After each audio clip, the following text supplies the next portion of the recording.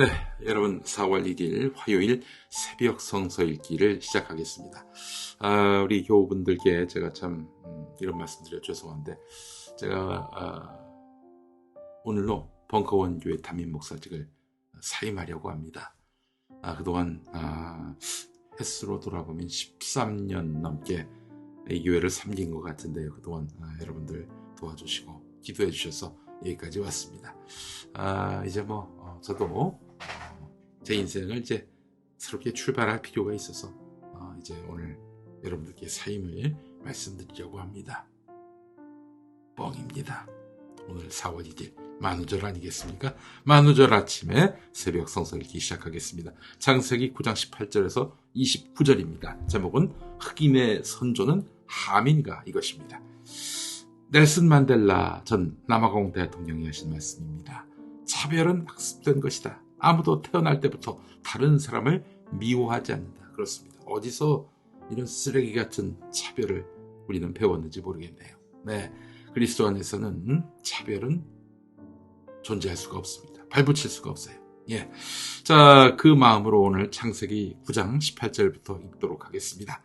방주에서 나온 노아의 아들은 셈과 함과 야벳이다. 함은 가나안의 조상이 되었다. 이 세 사람이 노아의 아들인데 아들에게서 인류가 나와서 온 땅 위에 퍼져나갔다. 노아는 처음으로 밭을 가는 사람이 되어서 포도나무를 심었다. 한 번은 노아가 포도주를 마시고 취하여 자기 장막 안에서 아무것도 덮지 않고 벌거벗은 채로 누워 있었다. 가나안의 조상 함이 그만 자기 아버지의 벌거벗은 몸을 보았다. 그는 바깥으로 나가서 두 형들에게 알렸다. 셈과 야벳은 겉옷을 가지고 가서 둘이서 그것을 어깨에 걸치고 뒷걸음쳐 들어가서 아버지의 벌거벗은 몸을 덮어드렸다. 그들은 아버지의 벌거벗은 몸을 보지 않으려고 얼굴을 돌렸다. 노아는 술에서 깨어난 뒤에 작은 아들이 자기에게 한 일을 알고서 이렇게 말하였다. 가나안은 저주를 받을 것이다. 가장 천한 종이 되어서 저의 형제들을 섬길 것이다. 그는 또 말하였다. 셈의 주 하나님은 찬양받으실 분이시다. 셈은 가나안을 종으로 부릴 것이다. 하나님이 야벳을 크게 일으키셔서 셈의 장막에서 살게 하시고 가나안은 종으로 삼아서 셈을 섬기게 하실 것이다. 홍수가 있은 뒤에도 노아는 350년을 더 살았다. 노아는 모두 950년을 살고 죽었다. 네, 노아의 아들 중에 함이 있는데 이 사람은 성경에서 꼽히는 훌의 자식 중에 한 명입니다. 아버지 노아가 술에 취해서 벌거벗은 것을 보고서는 형제들에게 알리면서 조롱한 것이지요.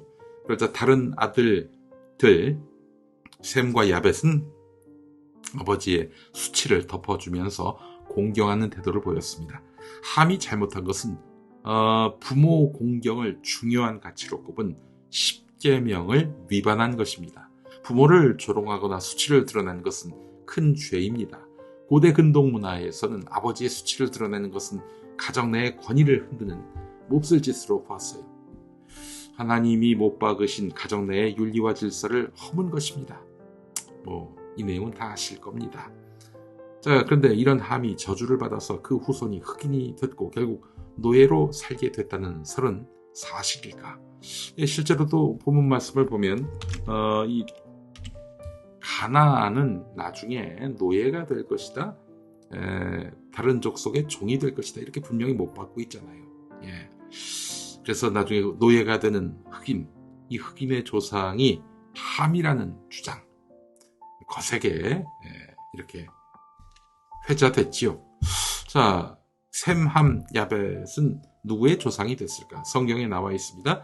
셈은 주로 중동 지역, 이제 이스라엘, 아랍, 메소포타미아 이쪽의 조상이 됐고요. 함은 가나안, 이집트, 에티오피아, 리비아의 조상이 됐습니다. 보면은 팔레스타인도 있고요. 아프리카도 있긴 하네요. 네. 그리고 야벳은 북유럽과 북아시아 지역의 조상이 됐다는 것이죠. 이렇게 분류가 됩니다. 일부 후손이, 그 함의 일부 후손이 아프리카로 갔을 가능성은 있어 보이는데 그들이 흑인이다? 무리한, 그리고 과도한 억측, 해석입니다.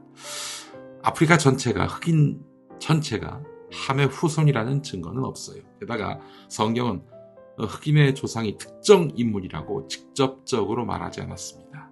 예, 다만 흑인의 조상이 함이라고 해서 이걸 이용한 사람들이 있었죠. 야, 너희들은 함의 후손이기 때문에 노예가 됐고 성경에서 나온 대로 따라서 백인들을 위해서 종이 돼야 하는 것이야.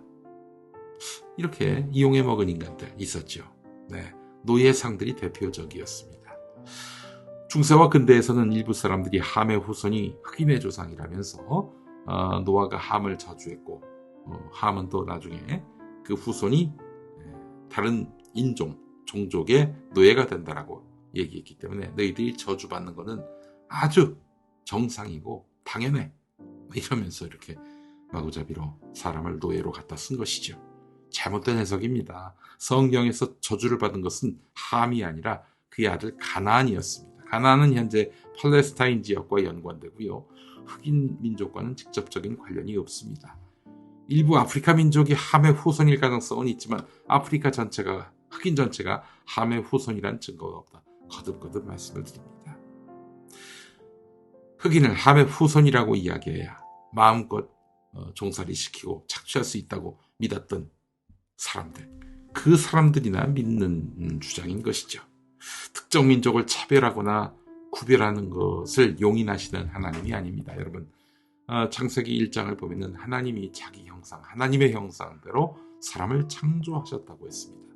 또 사무엘상 16장 7절을 보면 사람은 외모를 보거니와 하나님은 중심을 보신다라고 했고요. 갈라디아서 3장 28절을 보면은 유대인이나 또 비유대인이나 종이나 자유인이나 남자나 여자나 다 그리스도 예수 안에서 하나라고 말하고 있잖아요. 네, 어떠한 경우에도 하나님은 차별을 용인하지 않으십니다. 인종, 신분, 성별, 여타 모든 차별적 요소들, 그것들을 모두 배척하신 거지요. 모든 사람이 하나님의 형상대로 창조되었다라고 성경 곳곳에서 강조하고 있습니다. 그런데 하나님의 형상을 닮은 우리가 누가 종이고 누가 자유인이고 그런 게 어디 있습니까? 우리 모두 차별하지 않고 또 적대할 만한 상대라 하더라도, 무시할 만한 상대라 하더라도 그 역시 하나님이 만드신 피조물임을 알고 섬기며 사랑해야겠습니다. 이런 예화가 있습니다. 미국에서 실제로 있었던 이야기라고 하는데요. 어느 병원에서 한 산모가 쌍둥이를 조산으로 낳아서 인큐베이터에 따로 두게 됐습니다. 그런데 쌍둥이 동생의 심장이 안 좋아서 숨이 고르지 못해서 점점 죽어가니까 의사가 깊은 고민에 빠졌습니다. 그때 간호사가 선생님, 이왕에 며칠 있으면 죽을 텐데 자기 형하고 같이 인큐베이터에 있게 하지요 라고 말했답니다. 병원법으로는 안 되는 것이었지만 죽을 나이니까 한 인큐베이터에 형과 동생을 나란히 눕혀 놓았다고 합니다. 그런데 그 쌍둥이 형이 오른손으로 동생의 목을 감아주었고 하루가 지나니까 동생이 정상으로 회복되는 놀라운 일이 발생했다고 합니다. 아무것도 모르는 조산아지만 형이 동생을 사랑으로 포용해 줄 때 놀라운 치유력이 발생하기 시작했다는 겁니다. 그렇습니다. 하나님의 피조물끼리 사랑하게 된다면 엄청난 시너지를 내기 마련이지요. 네, 사랑하기에도 바쁜 모자란 그런 세상입니다.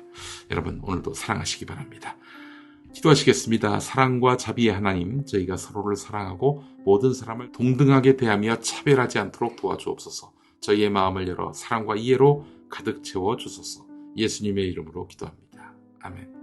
네, 이은수 씨가 부인 전혜영 씨와 함께 부르는 우리 서로 사랑하며 살아요. 제가 참 좋아하는 복음성가인데요. 이 찬양도 함께 하시겠습니다. 자, 내일은 최세론 전도사님, 모레와 금요일에는 오광석 전도사님과 만나시겠습니다. 인사드리겠습니다. 감사합니다.